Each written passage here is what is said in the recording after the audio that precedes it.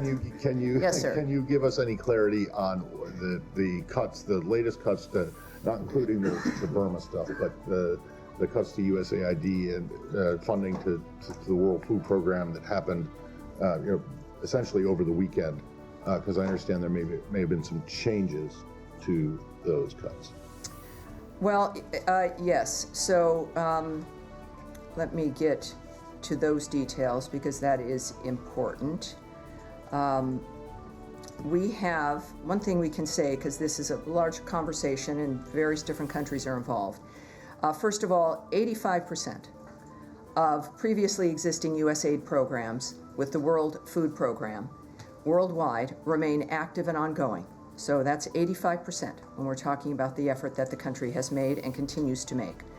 So it is inaccurate, as some have intimated, that USAID has defunded the World Food Program. That is not true. Or that we've broadly backed away from our commitments to providing life-saving food aid. We've said from the beginning that our commitment to foreign aid remains. It may look different than it has in the past, but in this case, 85% of those USAID programs with the World Food Program worldwide remain active. We have terminated a limited number of World Food Program programs based on specific country or program level priorities, but what is the story here is that the largest group of World Food Program awards terminated were in Yemen and Afghanistan through an executive order that was issued, based on concern that the funding was benefiting terrorist groups, including the Houthis and the Taliban.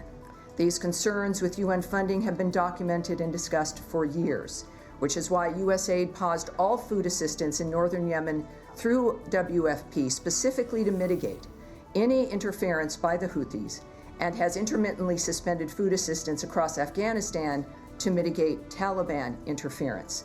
Other awards were terminated because they provided cash-based assistance, which the administration is moving away from, given concerns about misuse and lack of appropriate accountability for American taxpayers here at home, of course, and the accountability they deserve. There were a few programs that were cut in other countries that were not meant to be cut, that have been rolled back and put into place. So when and if that happens, that's recognized, and that has also been the case with something as complicated as this framework. We do what is necessary to maintain the commitments that fit within the framework of keeping America safe, secure, as well as making sure that they apply the nature of our priorities and values as well. Can you say what countries those were? I can get back to you on that, but it's just a few, with, again, the majority of which are Yemen and Afghanistan, with certainly with the Saigar report regarding Afghanistan and the Taliban, at least $11 million